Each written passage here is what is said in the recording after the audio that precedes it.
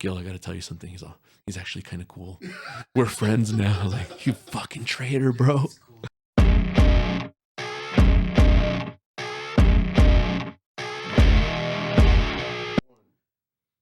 Hey everybody, welcome back to another episode of Share the Backline, the podcast where at least two washed up local musicians wax poetic about gripes, triumphs, and the mundane.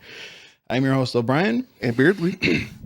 Today we are joined by a very special guest, somebody that has played a big part in my musical upbringing, my rock and roll upbringing from back when I was a kid. Played in a very influential band in the SGV Alhambra area. And we're very happy to have him here. He's got a lot of cool stories, did a lot in the music scene. And please welcome to the show, Gil Castro. Hello. Hey, Happy to be here. welcome. Thanks for making the drive, dude. course, Made the dude. drive. Yes, I Guest did. number 2, making the drive. Through the fog, through the rain. Yeah, it was. There were times it was a little scary, but I made it. Dude, yesterday my wife was like, "Are you sure you're going to go up there?" My wife. I saw it, dude. I saw he was going to say it, dude. She's like, "It's supposed to snow." I'm like, That's what they said. They said like at 3 or something. "You got a Subaru." It's fine." That's why I borrowed my girlfriend's car because she has chains. Okay, That cool. was sick. Dude, he was hoping it was gonna snow too, because I told him, I was like, "Oh, if it snows, I'll just come down and pick you guys up or whatever." Yesterday, he's like, "Hey, is it gonna snow?" It's like, "No, it's just rain." He's like, Why? Because you didn't feel like driving up? Or Yeah, you don't like the drive? I don't care about the he drive. doesn't like driving at all. No. I drove a lot before. Like, He buys like a crazy sports car and doesn't like to drive. yeah. And I don't want to put miles on it, dude. Oh, that's your car out there with the custom license plate. Yeah, Nice. yeah. Very nice. Trailer bunny. What? I'm just kidding. All right, let's get into this interview. So Nate, give us a time that you went above and beyond for a customer. No, I'm just kidding. not that kind of interview. I got these questions from Google. My bad. So yeah, Gil, let us know how you got started in music. I think it goes back to like, maybe being like 4 or 5 years old and like putting like dishes together like in the shape of a drum set and getting like butter knives and just like kind of banging on them. Quiet. Exactly, dude. So my parents kind of saw that, and I remember my dad bought one of those Toys R Us drum kits that didn't have a snare. It just had like 2 toms and like a little bass drum, not even a kick. Like it's just the bass drum was there for show. And they bought that one Christmas, and I fucking went ape shit, dude. And I played that thing all weekend, and then I hit the tom really hard, and I tore through it. And my dad thought it was broken, so he fucking threw it away. He was so pissed. He didn't know that you could replace the heads. He threw the whole fucking drum kit away. So then it was like 2nd grade, and I got chicken pox. I went to a chicken pox party. I fucking got chicken pox. They take you to chicken bro, pox? yeah, for sure. Somebody at What year was St. it? Anthony's got it. It was 88 or something like that. Somebody got it, so like, play date or whatever. So I got chicken pox, and I remember I rented the movie La Bamba for like 2 weeks straight. Yeah. And that, dude, because, like at that point, what are you seeing on TV? You're seeing like the fucking hair bands, and like, I don't look like that. You know what I mean? And then all of a sudden, Richie Valens comes on. Like, yeah, I look like a Filipino actor playing a Mexican. No, and it was cool. Like he was, he can do from anything. he was from the San Fernando Valley. So they would just buy me like fake little guitars, and I would just jam out, watch that song over and over. And then finally in high school, I had a buddy of mine, Toby, teach me a bar chord, and fucking that was it, dude. Like from that point on, that's all I wanted to do was play. Shout out to Toby. Shout out to Toby. Yeah. So then I met some people in high school, and we decided like, oh, let's start a band. And my first love always was drums. Like I wanted to play drums. So I met this guy Steven. Yeah, oh for sure. To this day, like I'm still a drummer at heart. I still Okay, Brian. So we started this high school band. This high school band. And we would go up to my friend Steven's house, and basically we would just jam out on acoustic guitars, and I would just be banging whatever, just anything, just percussion. And then one day I go up, and he's like, "Oh, let's play in the garage today." I was like, "Okay, well, it doesn't matter where I play." And then we go to the garage, and there's a drum set there, and I was like, "What the fuck? A drum set? Like, whose fucking drum set is this, dude?" He's like, "Oh, my sister bought a drum set, so why don't you buy a bass?" so she could play your bass and you can play her drums. And I was like, that's a fucking fantastic idea. So I bought a bass. It makes no sense. So I bought a bass, and then fucking, a month later that band is done and I'm stuck with the bass. So I kind of fell backwards into bass, but it kind of afforded me the opportunity that I got with, joining the bands that I joined, because nobody played bass. Nobody like, here's your played bass when you're and looking at had a drum gear. set. Yeah, exactly.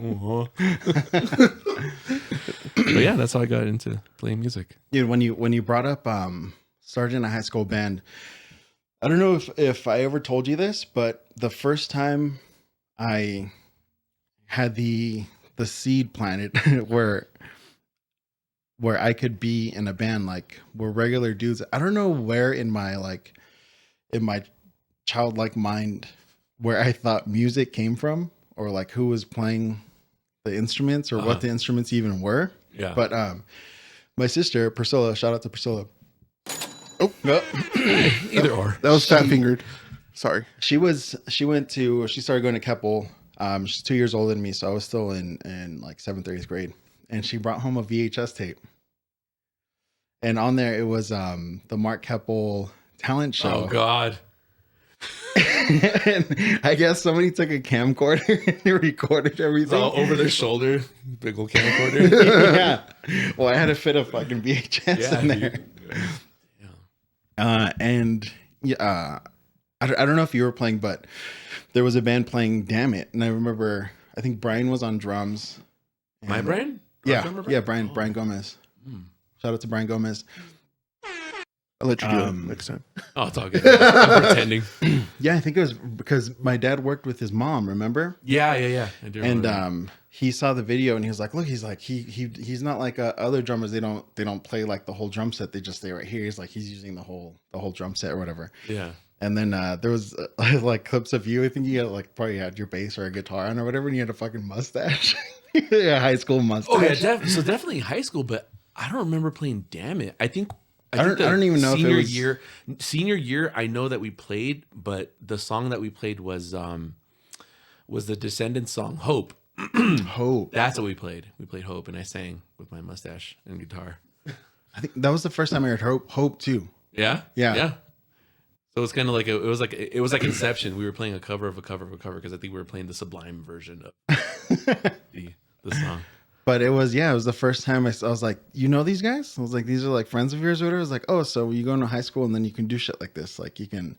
So I remember me and my friend Zach in like 8th grade were like, let's start a band. I was like, I play drums. I'm gonna play drums. Like, and then Call it tips. And then I went. And then I went to Mexico. My cousin Tommy had to play drums. Back in That time? fucking, yeah. I went to I'm still in the 80s, dude. Look at this. Bro, are you kidding me, dude? That's because I would go to Mexico every summer. Like, hey, dude, are you still back in time or what? Like, we have internet here, asshole. We used to talk on AIM a lot, and then he went to Mexico, and then one day I'm on AIM and I get a message from him. I was like, how are you messaging me? He's like, Dick, I went to Mexico, not back in time. I'm going back in time.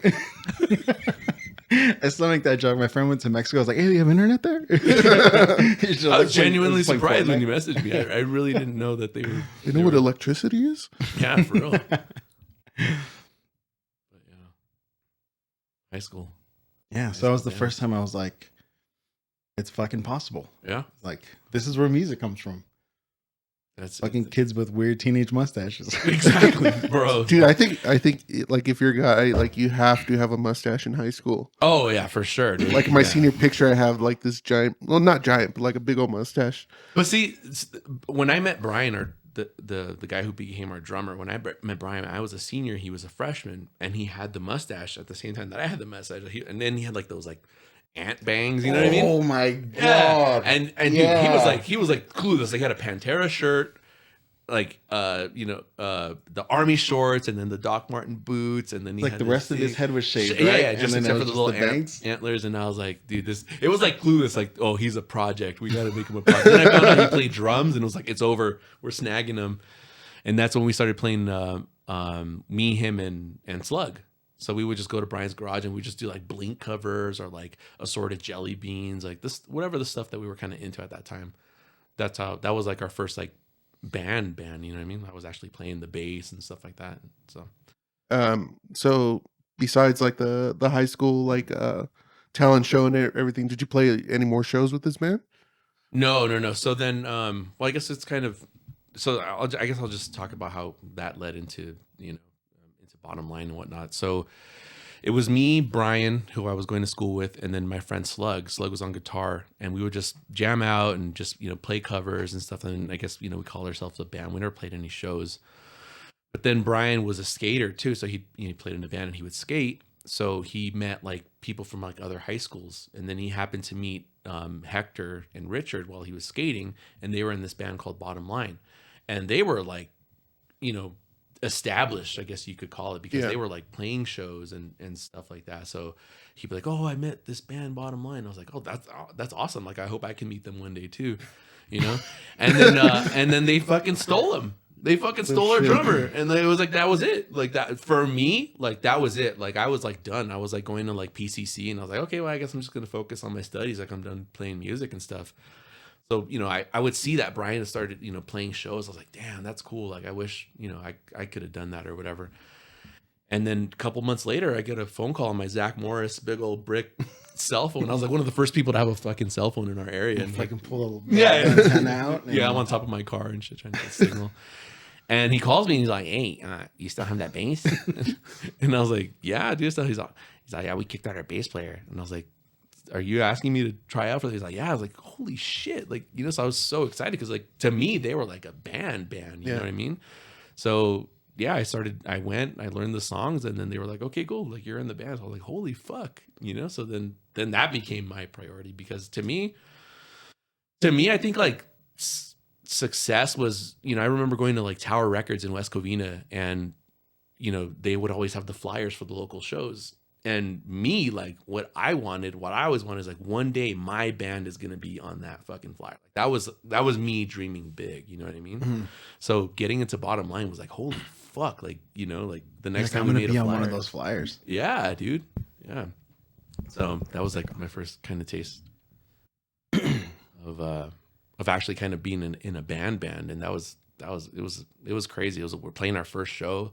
Like that was when I was still like looking at the ground and like turning around and facing the drummer because I just, I was so shy. Yeah. I didn't have like a music personality yet. It wasn't developed yet. It wasn't developed. Yeah. So I was so super, super shy. And where was your first show at? I think it had to be a backyard, and I couldn't tell you where, but like our first like show where it was like a venue, there used to be this venue in San Gabriel by the Mission. And it was called the Brave Bowl. I don't know if you remember the Brave Bowl.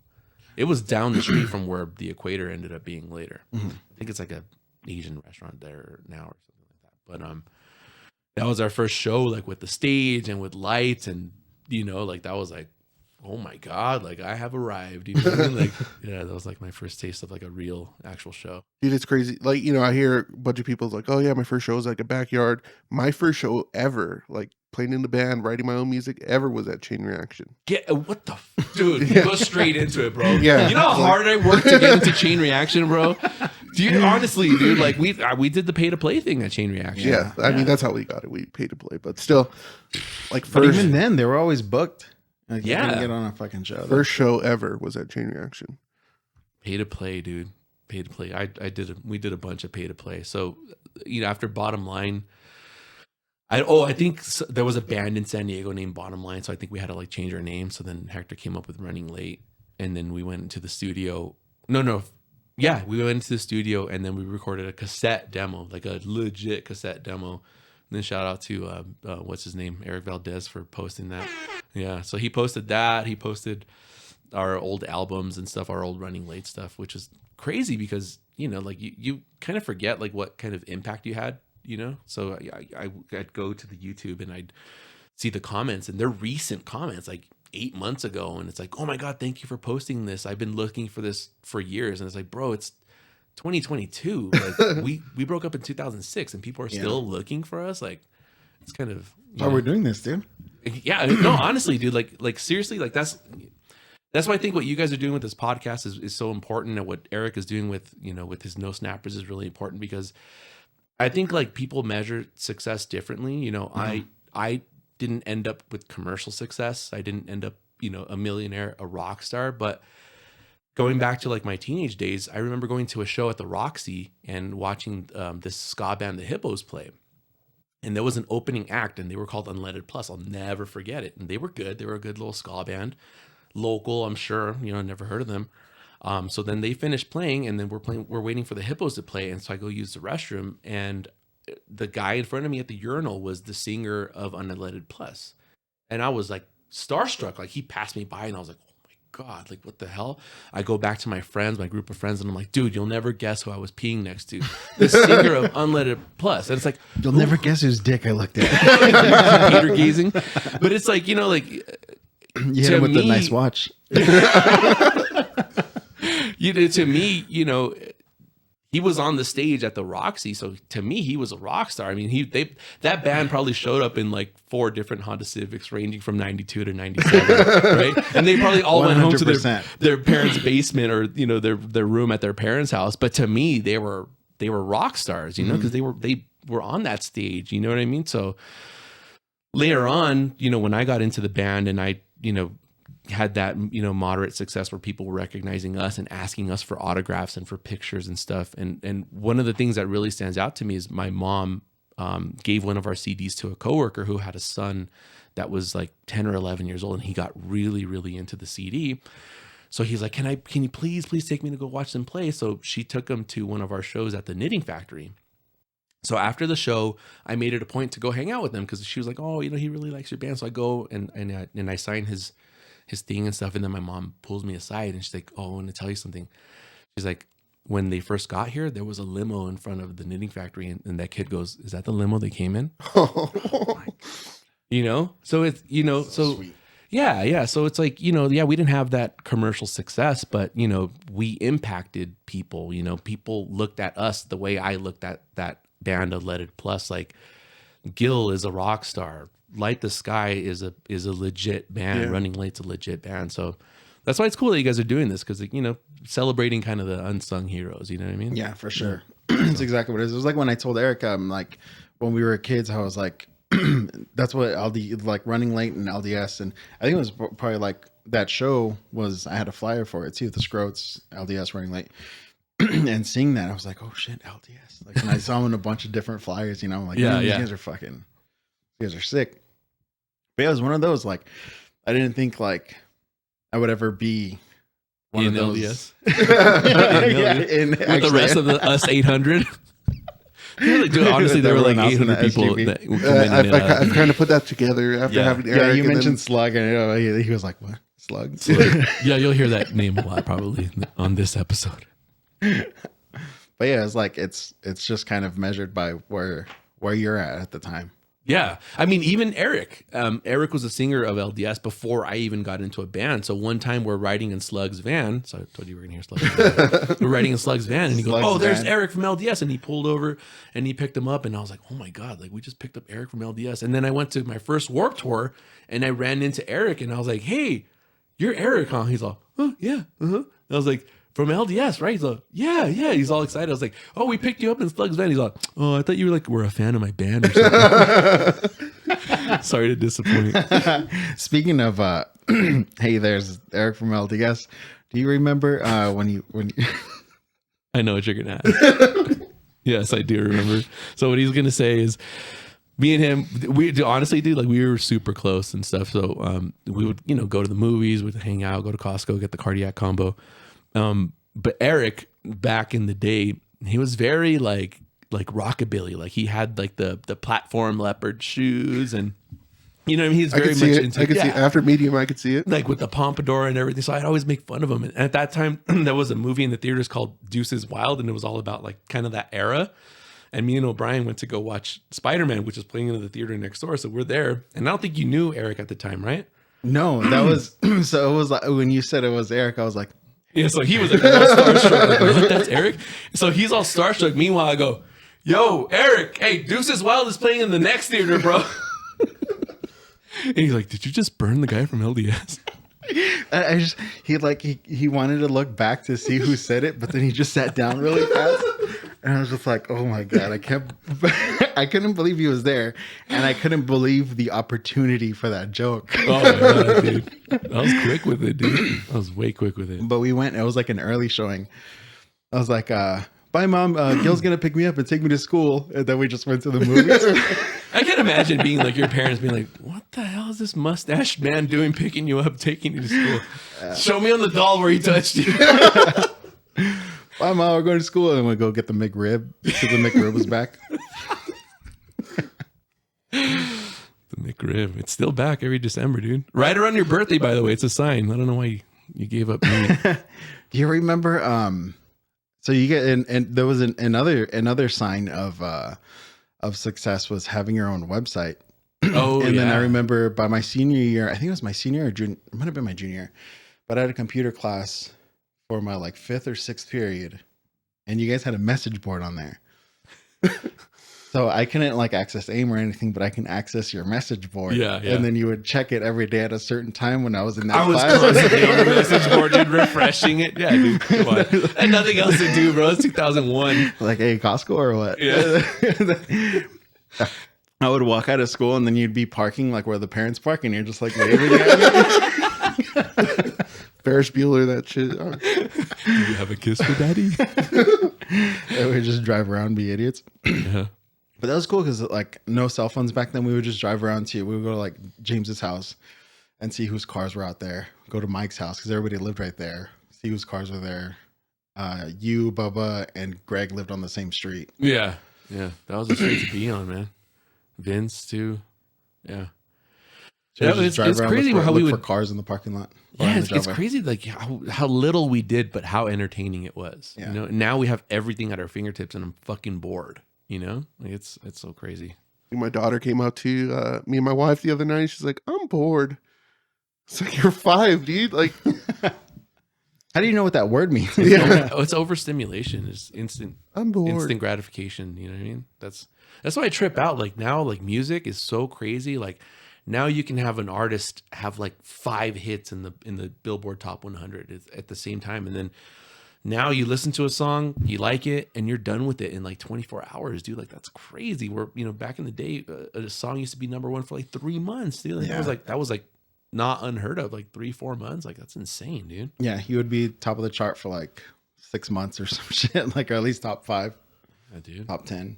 There's a lot of times people like, like I'll meet new people and the band will come up and they'll just be like, how come you don't start up again? It's like, it's a different beast now, dude. Like I don't even know where to begin. Like for us back then, it was kind of easier, even though, I mean, yes, the internet was there, but it wasn't like as prevalent as it is today.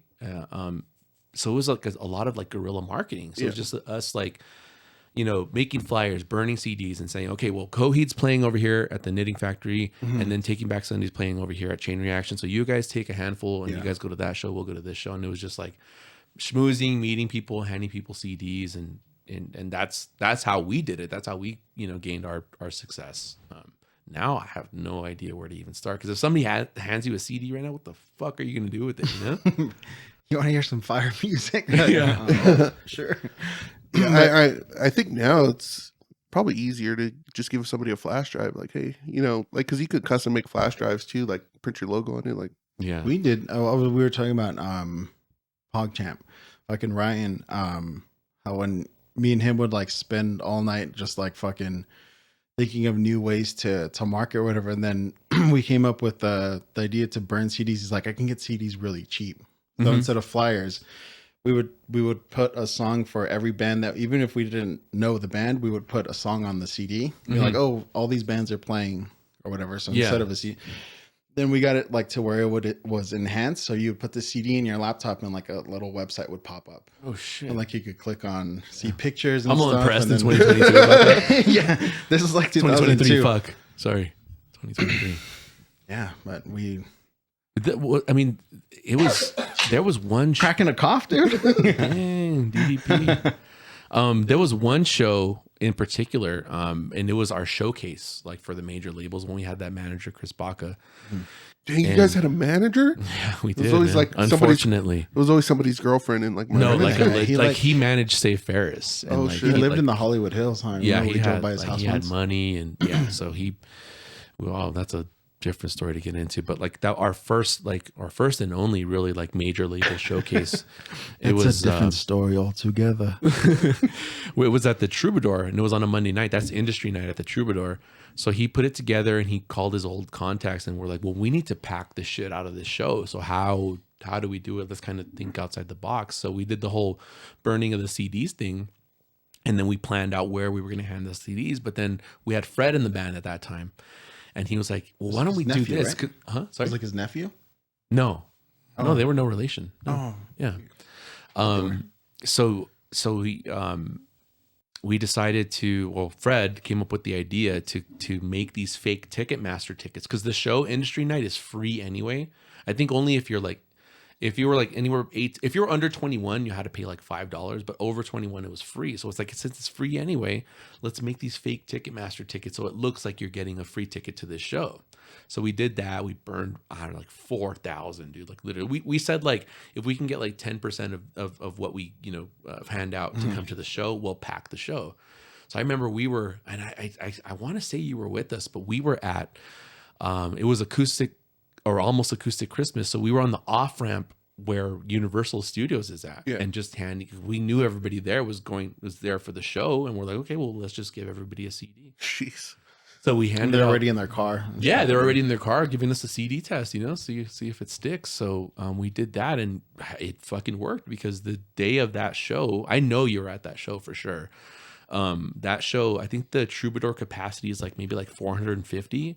We not only packed it, but we had a line around the Troubadour, like of people trying to get in. Yeah, so you know what I mean. And I think one of the worst mistakes of my life is leaving our manager's side that night, because that was supposed to be the night that we were going to get a deal, that we were going to, something was supposed to happen for us that night. And I remember specifically him being like, okay, go schmooze, go talk to your friends, your fans. I'm going to deal with the industry guys.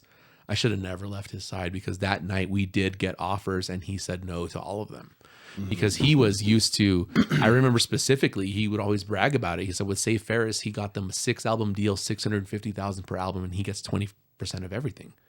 So the deals at that time, they weren't very lucrative. His cut wasn't going to be big. Right, because the deals at that point, because all of the downloading, it was just starting to hurt all of the industry. So it went like from like 50 major labels down to like a handful. So there was no money in signing bonus, and he didn't look at the big picture, like down the road, like we're going to make money with merch, we're going to make money with everything, with anything that comes with, success.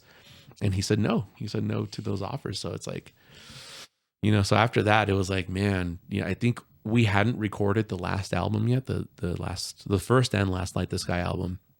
But we kind of, decided like, hey, if nothing happens with this album, it's kind of time to call it quits. I think at that time I was like 26, and now that I'm 42, looking back, like, why did I think I was so old at 26? Yeah, I remember when I was a kid, I was like, okay, if nothing happens by the time I'm 24, then I'm just gonna. And I was like, what the? Why did I fucking put that? It's looking at 24 now, I'm like, yeah. You're just fucking and barely that learning sucks. how to play. Yeah, and that sucks, because I kind of feel like that album, that last Light the Sky album, was when we finally kind of got our bearings. Like we had matured musically, not only in the way we wrote music, but also our lyrics. Like it started to have like a real message. Like it wasn't just songs about a girl. Yeah. I mean, yes, we did have a song about a girl, obviously, on the album, but there was songs about social injustice. There was songs about social injustice in the music industry that we experienced. There were songs about our band's internal struggle.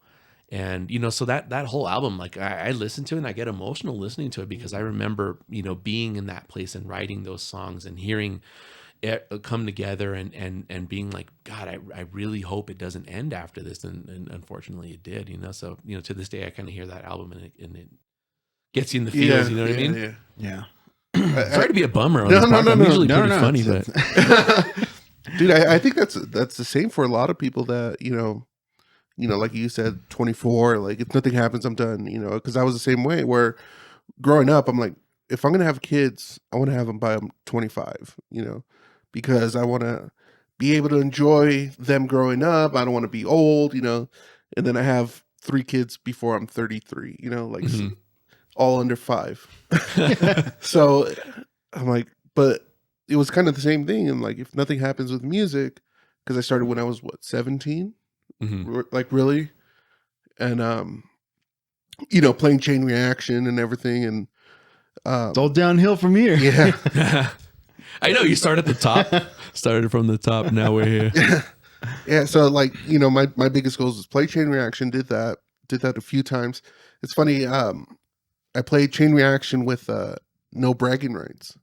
Oh, so Like they weren't No Bragging Rights now. Like I think their first album had just came out, but we played Coachella weekend. So nobody showed up to the show. Oh man. This was and like Coachella was starting to make its rise up. Like everybody like it sells out within minutes. It was like a couple years before that, but still people were going. So nobody showed up to the show. But I'm like, fuck, dude, like No Bragging Rights. They have like legit recordings on MySpace, and that's fucking crazy, you know. Yeah. And then my next goal was like, all right, we did the Chain Reaction. I want to play the Glass House, and played the Glass House, and that shit was empty, but still, like, It sounds like my experience. Chain Reaction empty is how I remember it from our bands too. But no, I skydive. However, it's a crowd surf. so you know where the wall ends at Chain Reaction, like one show. It was my 21st birthday. It was a pay-to-play show. I bought all the tickets, or most of them, and just gave them out to friends. Like, come out, it's my birthday. Go back to my house. We're gonna party. You know, do all this stuff. That was the first time I saw like people like bunched up together a little bit past the wall for one of my shows. Oh, that was like a milestone. I was like, hell yeah, dude. No, I mean, I heard you guys on an earlier podcast talking about the pay-to-play thing and how horrible that is and everything. And that, I mean, I remember the first pay-to-play we ever did was at the Whiskey. You know what I mean? So it was like 50 tickets, $10 a ticket. And I was just like, holy shit, you know, take a picture of our band name on the marquee, you know what I mean? And then we decided to, like, let's just do that. Like, let's put in the work, you know what I mean? So it's like people, you know, badmouth the pay to play, but like, it's kind of like you gotta put in the work. So like Chain Reaction, right? Chain Reaction, when we first started playing there, it was 50 tickets and they gave it to us for $2 a ticket, but you could sell it for whatever you want. So basically it was $100. So all we did was, you know, we were kids at the time. So, we, you know, we each put in $25 and said, let's just give away 50 tickets. So we just gave away 50 tickets to our friends or whatever. And we kept kind of having to do it. And I remember it was horrible, dude, because I remember people would like not answer my phone call because they know like, oh great, there's Gil gonna ask me to buy a ticket for his show at the whatever, you know what I mean? So it was kind of like I was that guy, like, you know, avoiding phone calls. But then you started to see traction, you know, and then we started to, you know, John from Chain was like, hey, well, you know, I'm gonna put you guys, you consistently, you know, sell the tickets, so I'm gonna consistently like put you on better and better shows. And I remember we worked up to where we were playing the weekend shows. I think they called them the national shows. So we were playing the weekend shows and stuff, and we were doing that, and we were, you know, some moderate success, and we did our CD release. And then John from Chain, he calls us and he's like, guys, I need a favor. And I'm like, yeah, sure, like whatever. And he's like, I need you guys to play on a Monday. We're like, bro, Monday, like, come on, bro. He's like, I got this band coming in from New York and they need some support to help sell out. The show's only half sold out, so I need you guys to come and help. Like, okay, cool. And then the show ended up being Taken Back Sunday. Oh shit. Yeah. So it was like, you know, you never know who you're going to be on these shows with. So yeah, of course, you know, do favors and stuff like that. But yeah, the whole pay to play thing, like, you got to do it. You know what I mean? You got to do it, and then, but you just got to use that traction and build that momentum so that, you know, later on you're hitting on shows with Taking Back Sunday. I always take a stance against that. Like, you know, people are like, oh, kids these days, you know, like that's all bullshit. But there is something to be said about, like you said, it's just to like the instant gratification and overstimulated. And yeah, with the with the invention of the internet and the iPads and all the technology and everything, it said that the generation, was it Zoomers? Sure. Gen Z, they're they're on track to be more socially awkward, like in person or whatever. Sure, absolutely. And just thinking about the shit we had to do at the age we had to do it, to go and talk to strangers and do all those things, and then to have that sales mentality where like, okay, I got 100 CDs, 10 people are going to listen, one person's going to come to the show out of every 100. Exactly. And I still do sales to this day, you know, and I attribute it to that. You know, whenever I interview for sales, they, you know, tell me about your experience, and I'll tell them about the band. It's like, you know, like I was in a position where if I didn't if we didn't sell shirts, if we didn't sell CDs, we didn't have gas money to get to the next spot. You know what I mean? So yeah, it's like walking up to a group of kids. That you don't know. Like they all know each other. They're all laughing and shit, and you're like walking up with the fucking CD. Yeah, so you're like 19 CDs, years old, and like the Walkman, the CD men. You know what I mean? They'll be like standing outside a Hot Topic, being like, "Hey, you want to listen to my band?" And then selling them a CD. Yeah, that's all sales techniques. Yeah, just learning it at that fucking age. But also, it's like that whole thing. Like, oh, if it doesn't happen at this point, then just give up. Like now we know that your brain isn't even fully developed until you're 24. That's insane, dude. So to pick up an instrument and then write music and do things creatively, and to think that your best work is gonna be before your brain is even fully developed is fucking stupid. Yeah. Like you see it now. Like Kendrick Lamar didn't blow up until he was like 35 or something. Like when he finally blew up, he was like already in his 30s. I'm like, damn. I don't know why. I don't know what put the idea in my head that like my cutoff had to be like 26, 27. You know, because that's how it was. Like you look at like back in the day when like Nirvana hit, they were signing everybody that could play guitar, and like Silverchair, they were like 17 years old. Yeah. So when I was a kid, I saw Silverchair. That was my first show. It was a free show at the Santa Monica Pier, and it was Silverchair playing. I saw it, and everyone's like, "Oh, there's fucking 16, 17 years old, and they're fucking dude." It was, I couldn't even see the stage. It was fucking packed. Yeah. Well, probably because I was like fucking 9 years old. But like, and then looking at like growing up listening to Metallica, I was like, their Kill 'Em All came out and they were 22, 21. I'm like, okay, so that's but about the back age then that it's it like should happen. Yeah. The life expectancy was like what 7 years old. So they were like 40 years old by our standards, you know? Yeah. I wish I wouldn't have. I wish I wouldn't have put that time limit on myself, because I think like I said, I feel like we had a lot more to say, a lot more to, you know, a lot more art to create, a lot more music to create. So it's kind of a bummer. Womp, womp. Where's the womp womp, bro?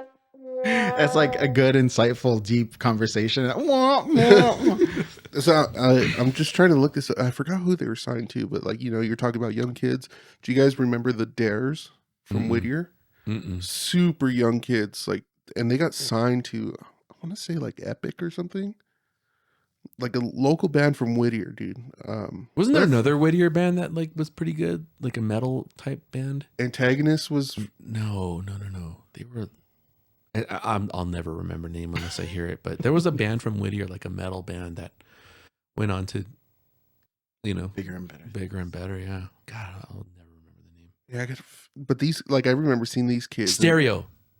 Death by Stereo. Oh no, yeah, they were from Whittier. Yeah, right. There you go. I remember the bartender worked at he tended bar at this place in, I think it was San Dimas, this little dive bar, and Zendejas. we played Fire Tux.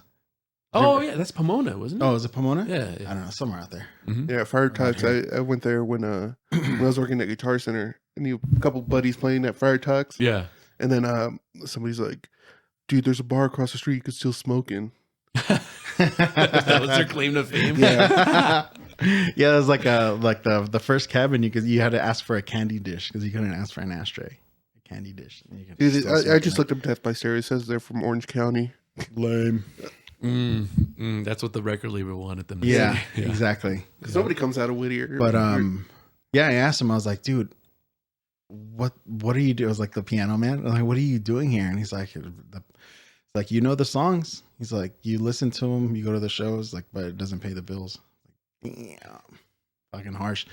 But yeah. Speaking of, that's what the record label wants you to think.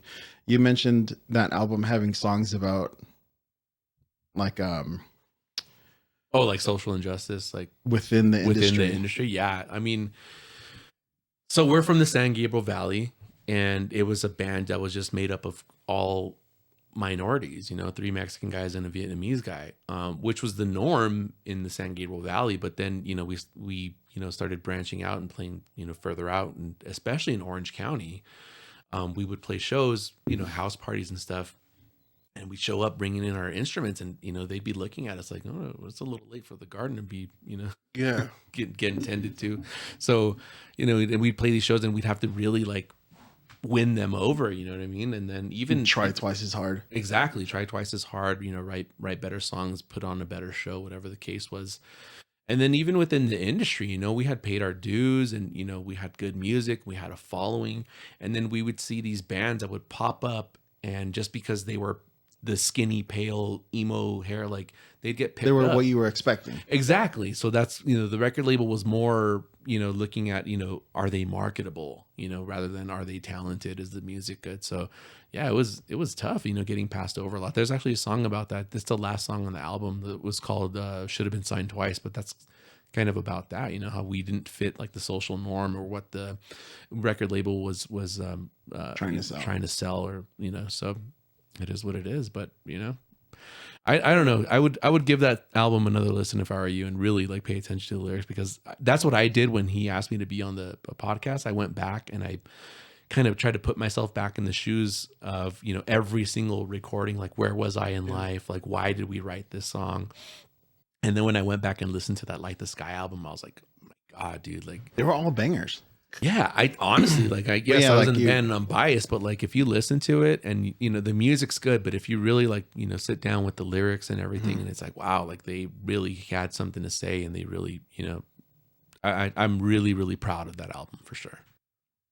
I think I saw you bought it online. I did. Yeah. So, well, because so my girlfriend's sister's boyfriend, I just, told him that I was in a band. So I sent him like everything. And I was telling him through text message, I was like, yeah, you used to be able to Google my band and like stuff would come up.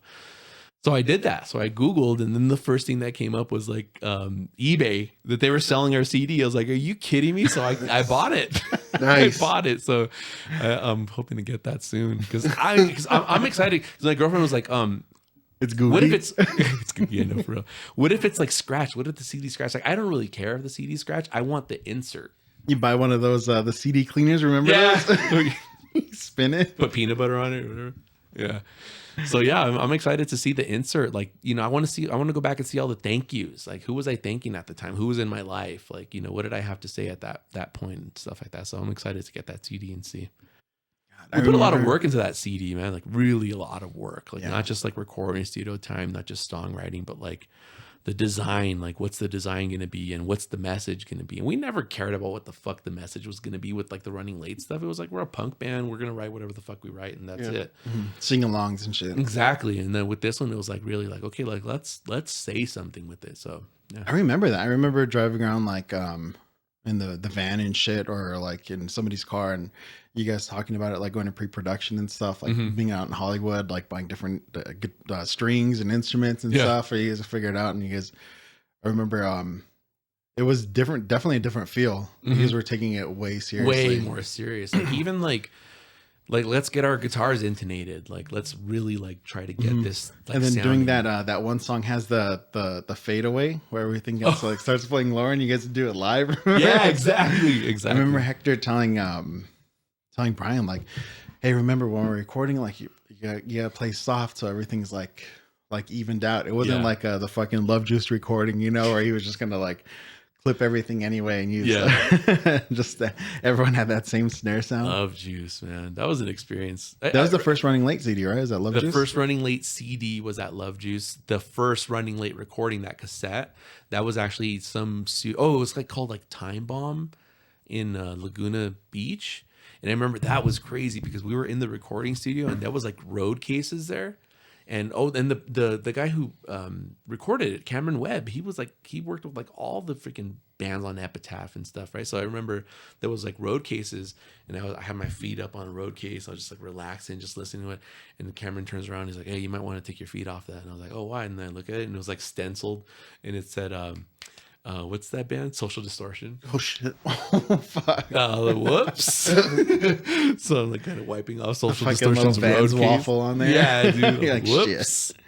My bad. But yeah, and then we went to Love Juice to record, and that was another experience, because we didn't really know what to do when Cameron Webb was doing. Like, we were just like so new to everything, and then we had that under our belt, and we went to Love Juice, and that was another kind of different experience. That was a weird experience, just mainly because of like the guy that owned it. Like he was like a foster parent or something, so there was a lot of like kids there and like a lot of troubled kids, and it was a kind of Love weird, Juice? at Love Juice, yeah. Oh, shit. Yeah, so it was like a kind of like a weird experience, kind of almost like uncomfortable.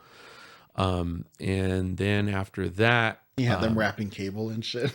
exactly, it's like a sweatshop. And then after that, we went to go do Your New Addiction, and we did that with Mike Trujillo in like a random garage in I always forget the name of it. Avenue 53. What's the name? What's Figueroa? Like, what's that whole area called right there? I don't even know. Highland Park? Yeah, Highland Park. Highland Right? Park, yeah. Like So- out the 110. Yeah, the 110. So we went and did that, and that was, a cool experience. That's when we were signed to Neil's record label. Country Neil. Country Neil's record I told label. Eric, I was like, I'm surprised we didn't bring up the Country Neil days, because Yeah. he gave me I guess Country Neil was getting rid of his comic book collection. Shout out to Country Neil. And he gave me a bunch of long boxes. So they're downstairs in my living room on the Oh, on the really? shelf, whatever. Yeah, Oh, a bunch dang. of comics. No, I mean, I love Country Neil. I just talked to him the other day. Like, I love him. Like, he was Punk rock one of the barbecues. first people to kind of like give us attention, to kind of feel like, maybe we can do this, because he saw us at a Battle of the Bands in like, I don't know, Long Beach or something like that. And he was working for Kung Fu Records at the time. So, he got our information. He called us, and we're like, he's like, I want you guys to meet me at Kung Fu. And we're like, oh my God, are we going to get signed to Kung Fu Records? Like, that's crazy, So then we pull up, and like, he's in like the storage room, and he's like packing CDs. We're like, ah, man, I thought he worked for Kung Fu, not he packed CDs for. No, but then, he had his own label and stuff. And like, I think he like sold some classic car to like be able to have the money to invest in like recording and stuff like that. So it was cool, actually signing a contract and like, going through that whole like, made you kind of feel like rock star-y and stuff, So then we did that, and then Legit. yeah, and then we went and did the Light the Sky album, also with Mike Trujillo in Highland Park and stuff. But that was for Chris Baca, the Baca days, the dreaded Baca days. Yeah, Baca was he was kind of a tyrant, man. Yeah.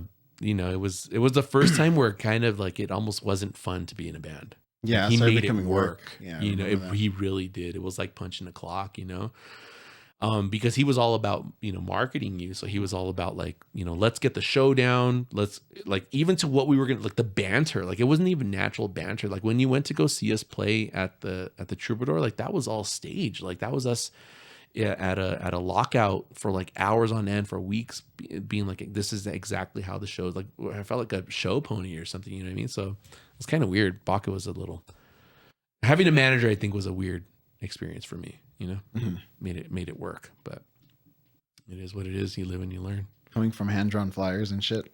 Exactly. Yeah. They Am I said- talking too much, bro? Is this No, going to be no, a no, five-parter? I know, dude. Hey, This we'll guy. keep going, dude. Yeah. We got like 2.5 Like hours Eric on the got him. camera. He's like, Oh, shit. Eric is like, you got somewhere to be? Yeah, they- He looked at his they- watch. So shout out to Walking Blind podcast. Like, yeah. Special guest reggae horn. Like, they have a pick'em for the NFL playoffs. Uh-huh. Well, it was more like a draft, so like you got told what team you're rooting for. So right now, like the Bills are playing, and like the messages are just blowing up right now Oh, okay. because they're in a big group chat. I'm trying to figure out a way, like just. That's why I threw my phone on the floor, because I don't want it like vibrating and shit. Oh, whoops. No. And he was looking at that. I was like, damn, have we really been talking for that long? Like, it doesn't feel that way. I mean, we're at I told you, dude, before we started recording, I was like, I'll fucking go for Well, 5 hours. I'll make this a five-parter, bro. Yeah, I feel like we just started, but Yeah, me let's keep too. going, dude. Yeah. We're good. We're good. I just don't want to. I'm trying not to see like. Shout out to Walking Blind Bills. again, though. Shout out to Bills Mafia. Yeah. Just take your watch off. Nice watch. Hey, but you mentioned somebody's who was also managing Safe Ferris? Chris Baca? Oh, it was Chris Baca, Yeah, it was right? Chris Baca. Yeah. Yeah. He was managing Safe Ferris. There were other names that he dropped. The reason we met him is because we played the House of Blues in Anaheim with this band Limit Point, and then we were opening for Save Ferris, which was cool because I was like my first taste of like, oh my god, like we're gonna be sharing a stage with Save. Like I was a Save Ferris fan, like legitimately a Save Ferris fan, and then so it was cool because we had our own little backstage area, but literally it was just Green like, room. We had it was like a green stairway, and there was like one pizza and like 4 cans of Coke. You know what I mean? Like that was it. And then Limit Point saw us in our little corner. They're like, just come backstage. What are you guys doing in this stupid little area? So we're like, we can go backstage. Like, yeah. So we went backstage, and we were tripping out because backstage was like, catered food. Like, we saw trays. Like, what the hell? So we like took it. We were like raccoons. Dude. We were just like got plates and stuff, and we're just like serving ourselves and this and that. And Monique hadn't got there yet. So the show's about to go on, and then Monique finally gets there, and she goes to the catering, and she fucking opens everything, and it's gone, bro. Gone. And Monique is fucking pissed, dude. She's so fucking mad that there was no food left. So then the I don't know, the manager of the House of Blues is like, oh god, he like rushed over with the menu, and then she's like, we're all there. I'm like witnessing everything, and she's like, okay, I want this, and then this, and then this, and she must have like saw our mouths on the floor, like, well, fucking what the fuck? She's ordering so much, goddamn. And then she looks over at us. Oh, don't act like nobody's gonna eat any of this. So we're like, oh, okay, sorry. So then we're chilling backstage, and then they come like they're wheeling this tray of like fucking like 6 orders of food, like whatever the case is, and then they take it into her dressing room, and then she closes the door, and you hear the click, and we're like. And I think she did, dude, because I remember specifically, we played the show, and then Limit Point played, and then it was about time for Safe Ferris to come on. And I swear to God, she was on the floor, face down, and they had like, what are those things called? The corsets? Corset. Mm-hmm. They had like 3 people like putting their foot on her and like tying the corset as tight as they this could. pre-Spanx era. Yeah, dude. Like, so they were doing that, and then she looked hot. And then she was freaking hot. Boobs were coming out. She was super thin. And we're like, that's not what I saw backstage. The pizza had to go somewhere. Yeah, exactly. Yeah, Limit Point. Limit Point, you remember? Oh man, Limit Point. They also played. Well, you threw a show called Good Times. Yeah. That's when we had Rufio headline. How many of those were there? It was like 1 or 2. There was more than one. I feel like I only did one, but I think maybe you ran with it and maybe did your own, or I don't know, man. I told you I was drinking a lot during the course. I really don't remember. For sure, we did good times. We always need like a designated podcaster that didn't fucking black out every night. Then but that was cool because Rufio at that time, like they were already signed to Militia. They were already kind of on their way up, and I remember I only paid them $20 to play that show. Like so it was a little church in Linwood, and so. I remember my dad, he's the one who helped me rent that place out. And so we charged at the door, and then my dad's like, well, I'm going to make money off food. So he bought a bunch of like nachos and nacho cheese and like hot dogs and stuff. So he had it all ready to go. Nobody bought anything, bro. Oh, no. Like I gave my dad money, just to like make him even and stuff. So I think we made like $3 or $4 off that show. Which is nice. I remember the first time we got paid to play a show, it was in La Cañada, and they paid us $20, and we were so like, what the fuck? Somebody paid us money to play a show. And then we went to Denny's, and the bill was like $57. Like, well, that's on them. Yeah, but okay, who's gonna pitch in for the rest? Oh, my part was in that 20, dude. Yeah, run. Exactly, dude. When you mentioned Limit Point, I remember there must have been 2 Good Time shows, because I remember when Limit Point played, Elmo was walking out, the drummer for Limit Point, and he recognized, like, hey, you're in that band. He's like, you're good. And he like mentioned something about my playing, and I was just like, do you need help? Like I was like, and he gave me a tuning key, as I think I forgot mine or whatever, and he's like, oh yeah, here, take this one. Like, you can have it. I was like, oh yes, Mr. Elmo. Salted, nicest guy on earth. You know what? Yeah. I'm glad you brought Elmo up, dude, because he was like, I don't know if you know, but he's like super successful now in the industry. Oh, really? Yeah, like he went on to play Was it the Devil's Orchestra? And then they That's changed just their where it name, and then he started. was like all prog and shit. Just incredible From drummer. there, he teamed up with Skrillex, and they made Skrillmo. And then after that, he became the touring drummer for Christina Perri. Oh wow! And then after that, he made an app. God, what is it called, dude? Rate My Promoter. Rate My Promoter. It was like a Craigslist type deal, but like you can like make your own profile. What is it called? I don't know what it's called, but yeah, he got backing from like who's the guy that owns Motown? What's his name? I don't know anything, bro. But anyways, like he gave him like legit like $1 million to like do this thing. Oh, Jam Card. It's called Jam Card. So he's the CEO of Jam Card.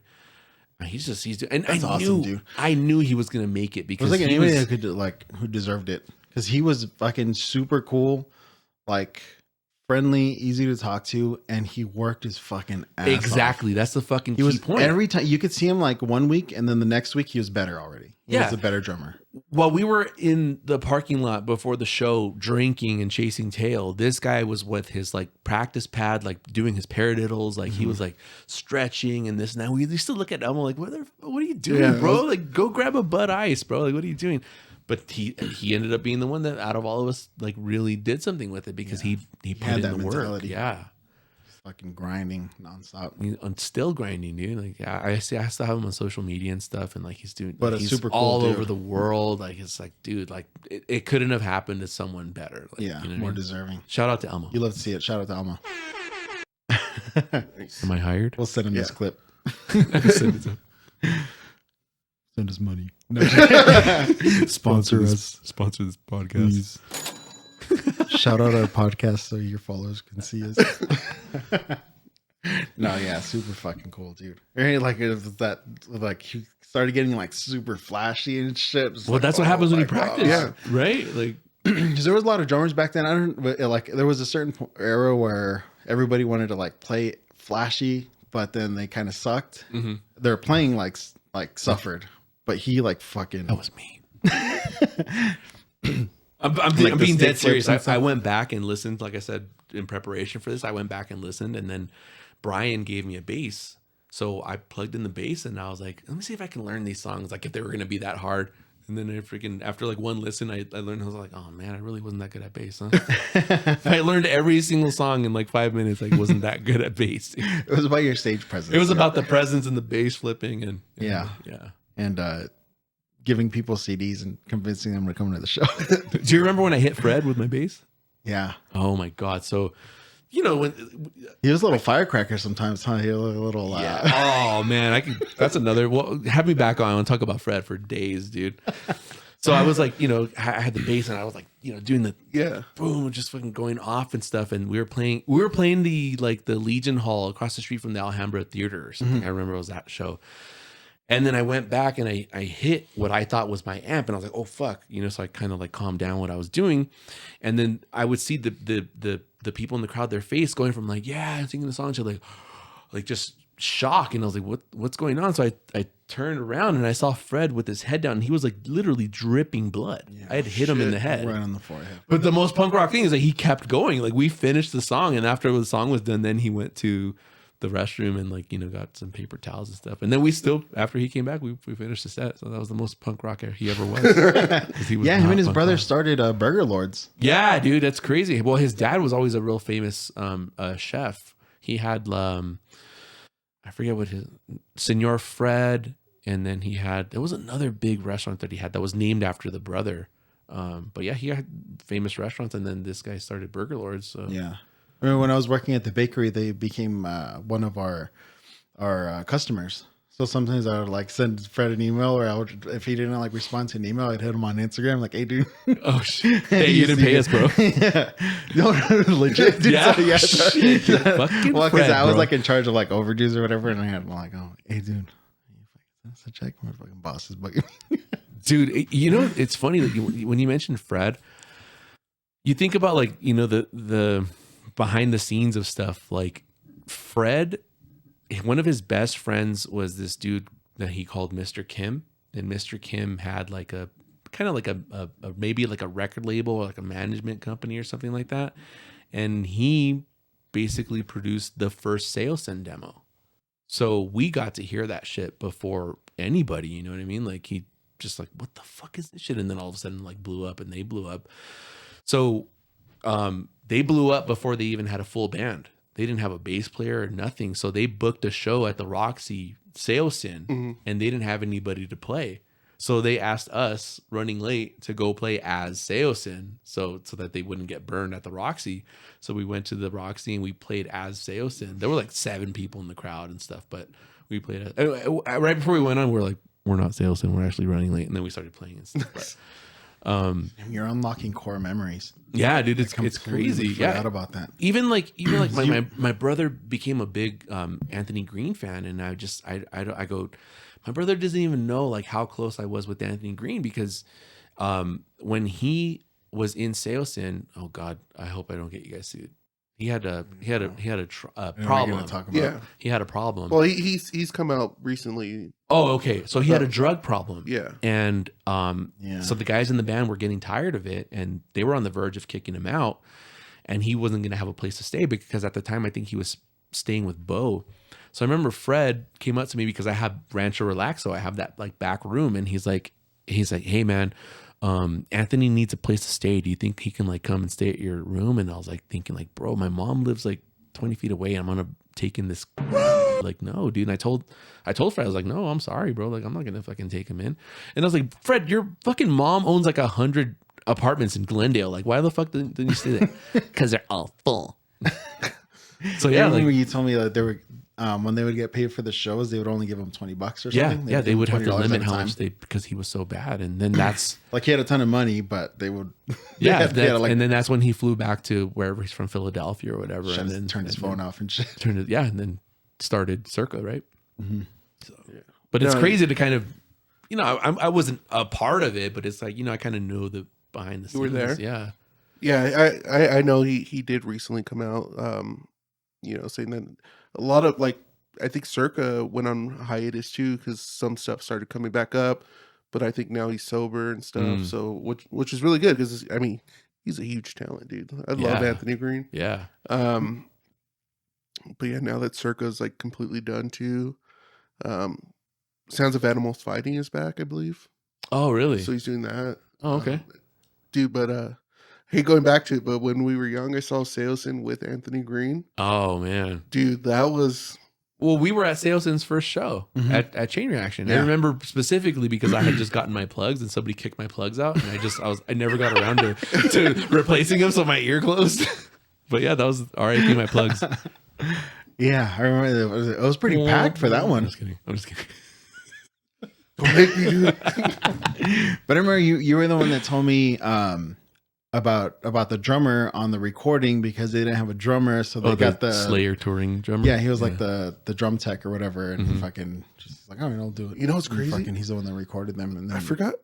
I got to remember it, but like I was talking to somebody because I used to work at Guitar Center at Covina, and somebody mentioned that to me too. It's like, yeah, Slayer's like drum tech plays drums for Seosin. I'm like, what? Yeah, on the recording because they didn't. Yeah. They weren't even. They had songs like Bo and Anthony had songs or whatever, but they didn't have like. Or even like deeper into that, like I don't know if you remember Open Hand. Do you remember Open Hand? Yeah, that was the first when we went to their first show. It was the drummer for Open Hand. I was like, that makes sense because me and Gutex fucking go listen to early Open Hand, and it's Seosin.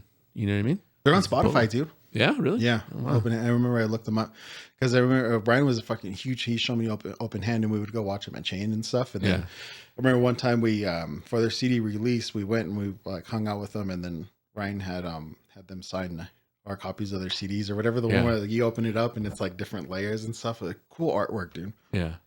But yeah, their drummer was like fucking sick, and then they go on stage and it's him playing. I was like, oh shit, that makes sense. Like the fucking sickest drummer, like at that level locally. Yeah, for sure. Yeah, super good. God, they were so good, man. Yeah, seeing Seosin with Anthony Green is a game changer. I think I've told you. I don't know if I said it on the podcast, but like the first time I saw Circa Survive live, was at the Glass House. Me and my buddy, we showed up at like 7 a.m. and we were like third in line because he was a huge Circa fan. Like I liked them, but I wasn't like a super fan like him until much later. Like he had a Circus Survive tattoo and everything. Yeah. So we're like, oh, let's go early. I'm like, all right, cool. You know, because I've done that. Like, I think I did that for Senses Fail. Like, I was there, like, first in line, you know, just hanging out in Pomona, like, all day, just waiting in line. His now wife was bringing my now wife. Like, they were coming later, and we were just hanging out. Like, their tour bus pulled up and everything. Mm-hmm. And they were inside, and he's like, dude, I might meet Anthony Green. I might, like, he was freaking out. Yeah. So my wife shows up with his wife, and she's like, I need to go get some medicine. Like, come with me to CVS, like, taking my buddy. No shit, after they left, like 5 minutes after they left, Anthony Green came out. I knew it, dude. I knew There was like maybe 15 people. He came out with an acoustic guitar, did like 3 songs, dude. Bro. And like, I forgot what song. Like he played us a new song because, you know, a couple years later he came out with that acoustic, or not acoustic, but like just an Anthony Green solo record. And he played us one of the new songs from that, dude. And like, this was years before it came out, but like there's videos of it on YouTube. And fuck, dude, it was. I feel like my brother was there because my brother has an Anthony Green tattoo. Like he saw Anthony Green, and then I guess Anthony drew like an owl on him or something, and my brother ended up getting tattooed on him. But that sounds familiar. I feel like my brother might have been there. Yeah, dude, for that. Yeah, dude. Dude. Lean into it, bro. Yeah. So like right before they went on, my buddy's wife, I think her grandmother. Her wife? His wife? Yeah, his wife. I think his grandmother just passed away, so it was like a huge deal. And he asked Anthony Green, it's like, hey, can you like shout out my wife? His grandmother just passed away. He's like, yeah, I got you, bro. Dang. And like I remember like they're playing and stuff, and like all this confetti's going off like for the first song, and then he's like, this one's for Tiffany. And like dude, like just now I just got chills, but like standing there, like knowing who was for and stuff, it was fucking insane, dude. Like one of the best shows I've ever been to. Shout out to Anthony Green, dude. And Circa, dude. And Circa. I mean, it felt like right after we saw the first Seosin show, it felt like we were right back there watching Circa.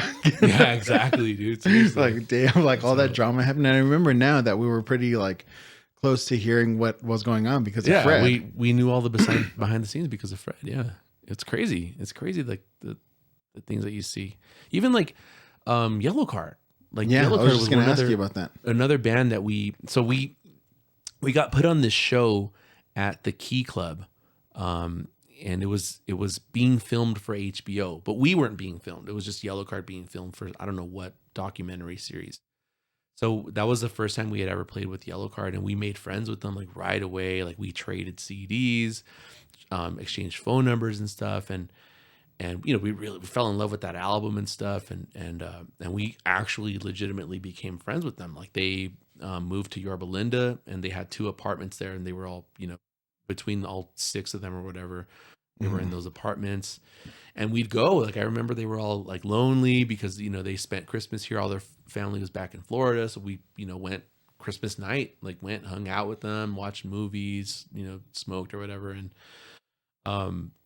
you know, there was some drama that they had with their original bass player and stuff, and they had to let him go. But you know, I remember being super close with the original bass player. I kind of had this weird interaction with the bass player of Finch at Chain Reaction, because I had a Music Man Stingray, so I was putting my stuff away, and he comes out and he looks at my bass. He's all, "You like that bass, bro?" And I was like, "Yeah, I fucking love that bass. It sounds amazing." He's all, "Yeah, it sounds like shit to me." I was like, "What do you play?" He's like, "Oh, I have a Fender made in Mexico." And I was like, "And you're bragging about that?" Like, so it was kind of like, you know what I mean? Like, because, you know, fucking, I don't give a shit who fucking Finch was, you know what I mean? But it was just weird because then, you know, the bass player the original bass player of Yellowcard was really cool with me, and they were going on tour with Finch. He's like, "Don't worry, bro. I'm gonna fucking be a dick to him for you." So then they come back from tour and they're like, "Hey, come hang out at the apartment." So we went to the apartment, and then the bass player's like, "Gil, I gotta tell you something." He's actually kind of cool. We're friends now. Like, you fucking traitor, bro. Yeah, he's cool, dude. He plays this bass. It's not even American. Yeah, it's made in Mexico. It only cost him $120. Brand new. Pesos. It was from the 80s. Dude, it's Even crazy. though it was Like new? I used to play a made in Mexico like telly. Yeah. And I remember paying like $400. And now they're like $700-800 here. Dang. It's like that's the price of an American, you know. But They were low key really good guitars and basses. yeah, they still are. But you said like the Music Man, dude. I remember like everybody buying OLP. Do you remember OLP? Like I the brand? do. Yeah, I do. And it was just like a carbon copy of the Music Mans and stuff. Yeah, Like, yeah. I'm like, It looked exactly I the same. remember but- how stoked you were when you got that music. Oh God, dude, are you kidding me? Well, I mean, I'd gone from like an Ibanez, that probably cost my parents like $120. So finally getting a $1,600. This is $1,600 2000 money. Yeah. You know what I mean? Like it was a big deal to get a Music Man. I fucking love that thing. Or Brian, dude. He went from putting together buckets with like PVC pipe, like that was his drum set, and his dad was like, okay, if he went through this trouble, I'm gonna get him a kit. So they bought him a little, like, what are they called, with the K? What was it? The Kita? I don't know what the fuck. So they bought him that drum set, and then he got really good on that drum set, and then they decided he always wanted a Orange County drum and percussion because he was all into Adrian Young and No Doubt. And they fucking got a fucking $3,000 kit they got for him when he was like fucking, I don't think he even was 18 yet. I think he was like 17 still, and he had a fucking OCDP kit. Yeah, he had the coolest fucking kit, Oh dude. God. And dude, it was worth the money. Like if you play that kit up against the other kit that he had, like you could hear the difference, especially in the recordings, So the way Brian plays, I remember, I always told you, like, his fucking tone was like so unique. Like when he's playing live, you could tell it's him. Like, and it's so weird because he's fucking like 4 feet tall. Like, he has these tiny, like, he's not like so mad when he hears this. he's not like a chubby dude, but he has like these tiny chubby hands, and like the way he holds his stick, it's just like he hits, like, it doesn't even look like he's really moving that much, but he's so smashing fat. dude. It's just crazy. like it doesn't even look like he's hitting it hard, but the sound that comes out of it is just like fucking fat. It was. I fucking loved having him as our drummer. Like me and him, like, cause I mean, we were the rhythm, right? Bass and the drums, but not just that, like me and him were just so close. Like I can just like look at him and he knew exactly what he needed. Like when we were writing songs, I'd look back and I'd be like, and he knew, like that meant we're going halftime on this, or we're speeding up here, or we're going to pause, or like, it was crazy how we were like that. Or something funny happened in the crowd, like you look at him, Yeah. he's already laughing. Yeah, exactly, dude. Yeah, I was telling this guy because like I stopped playing guitar for a couple years, having kids, going into the streaming thing. It's like I don't have time for it, but every once in a while I'll pick it up, and then meeting this guy before the pod too. I'm like, dude, we should jam. And he's like, yeah, I got a room we can jam in. Stormore? No, and he had my drum set in here. Oh, really? Yeah. Wait, how long have you been living in this house? Like 2.5 years, something like that. And of course, this guy lives in the fucking mountains, bro. Can I park here for a minute? Let me talk to you about this guy and his fucking never-ending quest for punk rock, dude. Like it started in like Here the we early go. 2000s, dude. Like he's just everything. I was there when he had his fucking vegan training wheels on. Like he would like make these excuses, like, "Well, I'm vegan unless I catch the fish myself." You know what I mean? So it's still, you didn't catch that fucking Baja shrimp taco from fucking. He started going to Ardonia's and like ordering his vegan burrito and stuff, and just so I was just like, why? He's like, I don't know, I just don't want. It's like, dude, you're just on this fucking quest to find punk rock, dude. You're just on this never ending quest to find. And then like I'd follow him through the years, like of course he fucking bakes bread. This fucking Every time vegan something new bread. came up, they're like, your fucking quest, dude. Yeah, dude. Then and then he fucking moved to the mountains. Of course, When I he got fucking sober moved to with the straight mountains. edge. Oh, your fucking Oh, quest. God, dude, it never ends, dude. He's never. It's always like right here, dude. He's always like within grasp. One day this you'll isn't attain punk it, dude. anymore. One day. And what Go to happens the then? next thing. What happens then? I die. Well, I hope it's always just out of reach for you. Die of man. Vikings. Out of reach.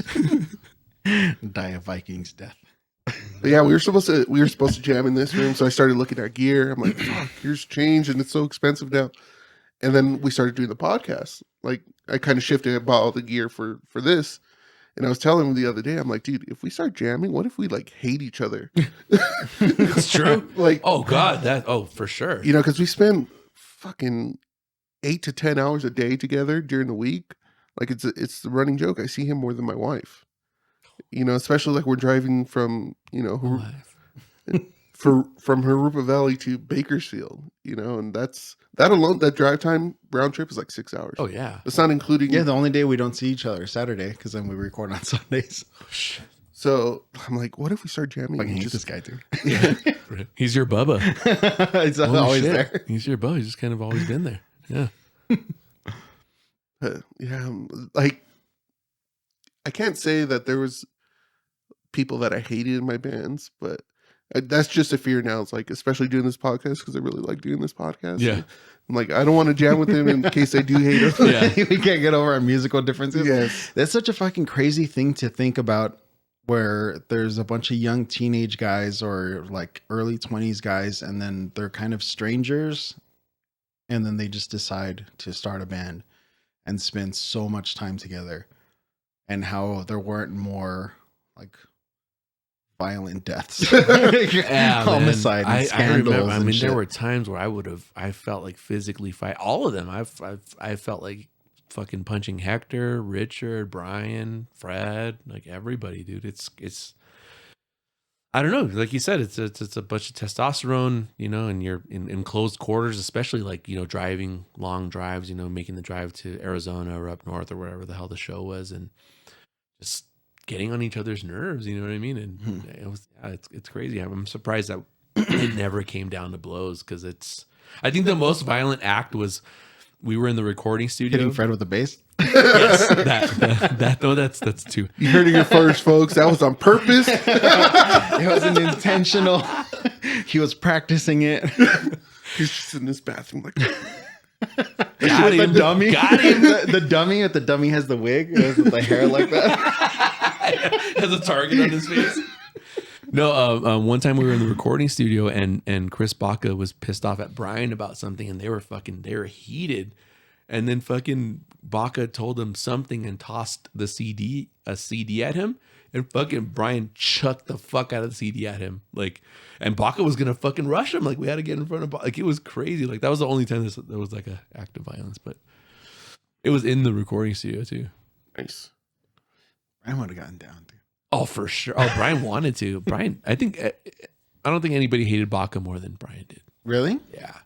Because, I mean, Brian It's is so like, funny 'cause do he's not such a tell quiet him dude. what to do. Like, it's don't tell me what to do. And Baca was the tyrant. Like, this is what you're going to fucking do.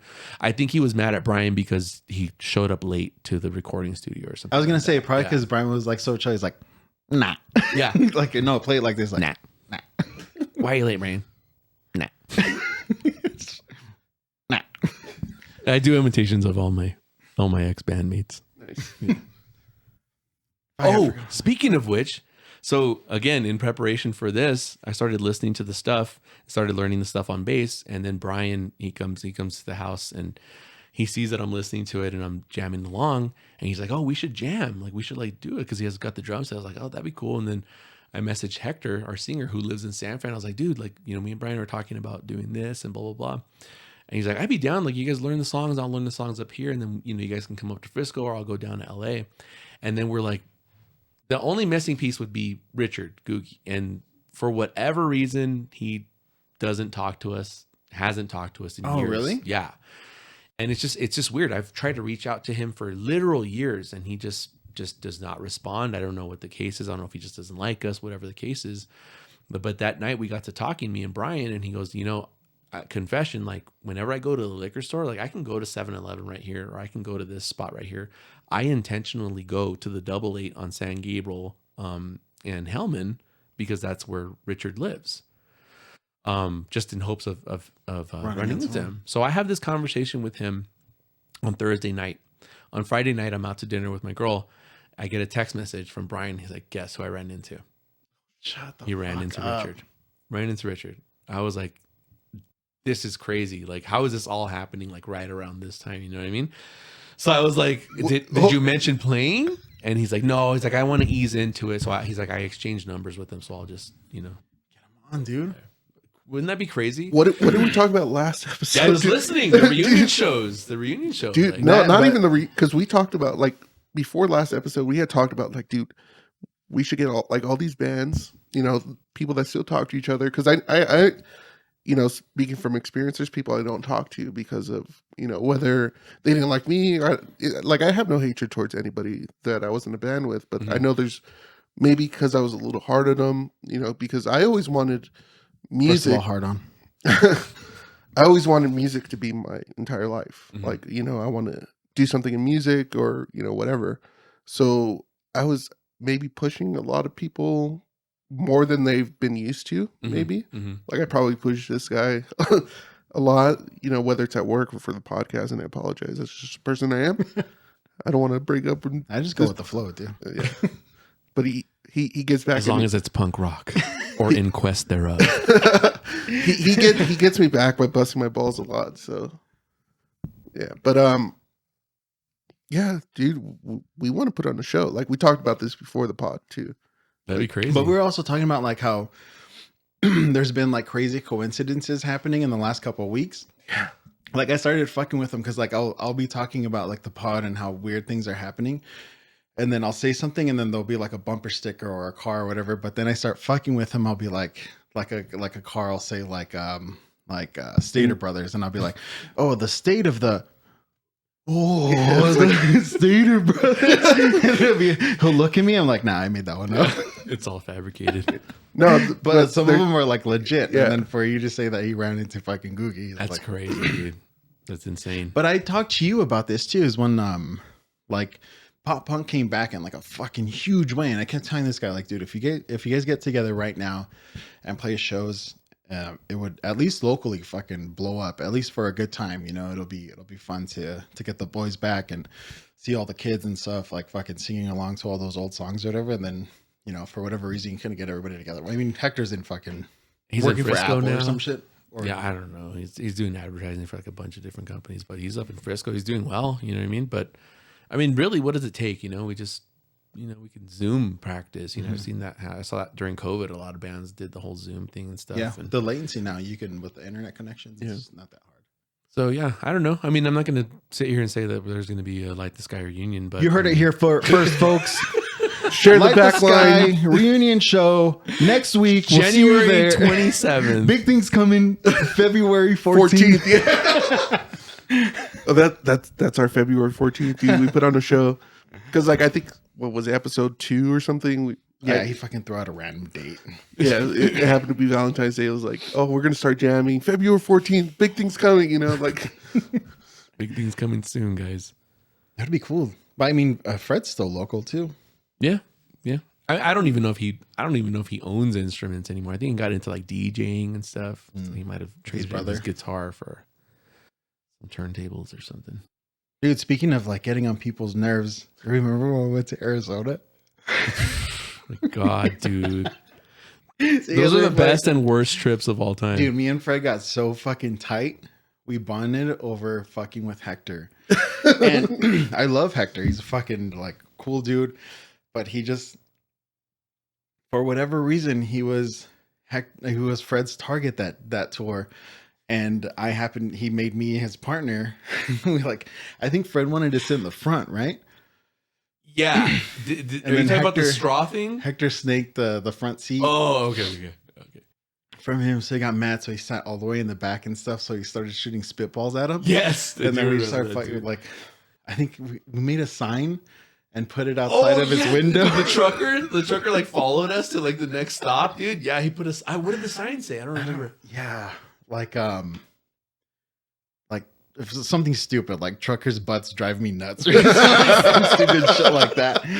And he got in the car. He's like, "Oh, I'll help you in." And he closed the door, and I was like, "Whatever." And he put the fucking sign there as he was sitting there. So when he got out, and then Hector was like super emo that whole time for whatever reason. He closed the door, and we're all fucking laughing like when we stopped for gas. And then he saw the sign. He was like, "Oh, that's whack, dude." He got sad about it. Like Fred didn't get the reaction he wanted, but Fred just fucking died. He just kept laughing and the whole time.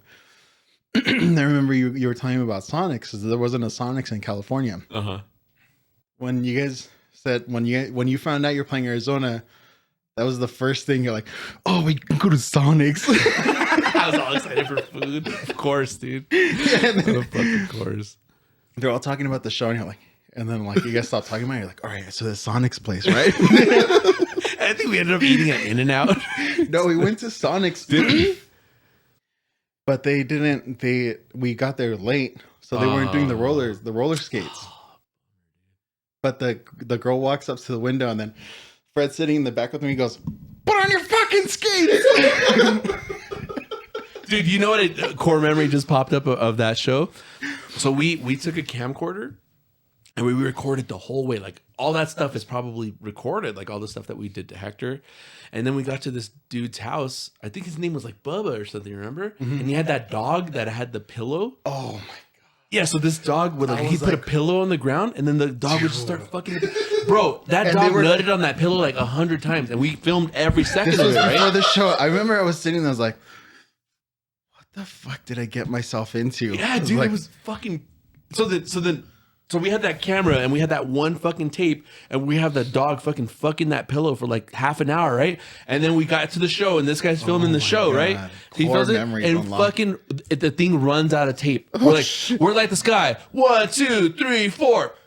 So that was it, dude. All the footage we got from going to Arizona and playing that show, or these guys playing at the show, was just this dog fucking a pillow. Dog jizz. Half-hour dog jizz. This random like hick fucking dick dog in the middle of Arizona. Well, the dude's name was Bubba. Bubba.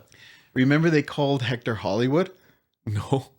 That was like their nickname for him. In Arizona? Like some dude came home from work or whatever and he just had a shitload of beers and he just put them in the fridge and like none of them were for us. They were just for him. And then they were calling him Hollywood. Like, hey, Hollywood. If anybody in the band was Hollywood, it was Hector. For sure. Or Melrose. Yeah. So you just went with them to Arizona, or what? Yeah. You would go to a bunch of shit, dude. I'd just fucking tag stuff. along to anything, dude. I liked having my little entourage. Can I come? Yeah. It was crazy because, like, dude, like at his age, like if me at his age, my mom wouldn't fucking let me do half the shit that your parents let you get away with. Like fucking coming with us to Arizona, like. Yeah. Vegas when I was like 16. Bro, dude.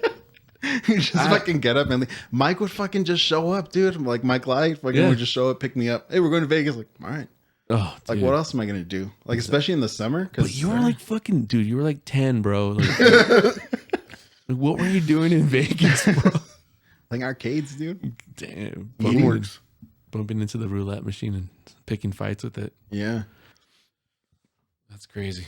Got anything else for me, guys? I feel like we can keep going, but we're where are we at? Like an hour and a half. Almost. Oh fuck, are you serious? Yeah, longest episode ever. Oops, I'm sorry. I told you, dude. I'll fucking make this a 5-parter, dude. Like, I can we definitely have to have you back, dude. I want to hear more stories about this guy. What were you calling him when you walked in? Panda jerk? Yeah, Panda jerk. Yeah, because so it was my 24th birthday, and my birthday is right near Hall. It's the 30th, so I threw a costume party. I was Jesus, I remember, and. Oh yeah, it was Jesus. And then this guy didn't show up with the costume. So I think now this is how I remember. He probably remembers it differently. I think he went across the street to Bubba's house, and he just put like black makeup around his eyes or something like that, right? So he came back, and everybody there was like, "Oh, he's dead presidents." And he's like, "No, I'm not dead presidents. I'm not a president." And then Bubba's older brother saw him. He's like, "You look like a panda," and it was like his face was like, "No." Oscar, don't do it. So fucking there was like panda. So from then on, he was fucking panda, dude. Yeah, fucking Oscar. Remember we started like we started saying the way he would tell the story was like he busted out like dude, like he took his shirt off, he had a 6-pack, and he's like, "You look like a panda." This is like I have a photographic memory. Hello, Mr. President. It's for you. It's the president. So I says the president. So I says to the president, it says. Fucking Oscar. Dude. Well, yeah, I'd love to come back, guys. Yeah, dude, this is track. Maybe when it's not snowing. Yeah, maybe in the summertime. Yeah, it'll start coming down pretty hard, like in March. Yeah, that's what happened last year. So it's a good thing, but like it was just rain, a little bit of fog today. Yeah, but the fogging, I just realized it's not even it's not fog. It's like the clouds get low. Yeah, and then that's what you're driving through. Yeah, that's a trip. So I got to make that trek down. Yeah, it'll be nice in the summer. We could go to fucking We can go down to the lake and shit. Let's do it. Do it. I'm in. Dude, but another round of apology and another shout out to Gil. Thanks for coming up, man. Yeah, dude, it was fucking this was great fun. catching up. Great talking to you about all these fun stories and stuff. And Yeah, anytime. hope to get you back soon. For sure. Thanks, guys. And thank you guys for hanging out with us. I know this is a little bit longer episode, but who cares?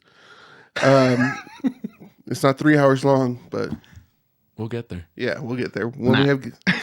Nah. Just want to say, make sure you follow us on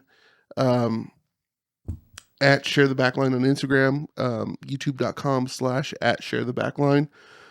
I know, Gil, you said you're taking a bit of a social media break right now. So but I think my social media is like, this is not Gil with like dots in between or something like that. we'll post it, and Yeah, follow Gil and keep an eye out for that Light the Sky reunion. no, again, like Brian said, Hector, we're talking to you. we really do appreciate you coming up here. We know it's not easy, especially, this morning. But anyways, guys, thank you so much again. Whenever you're listening to this, have a good morning, good evening, good afternoon. Yeah, have one of those. All right, we'll see you guys. Peace.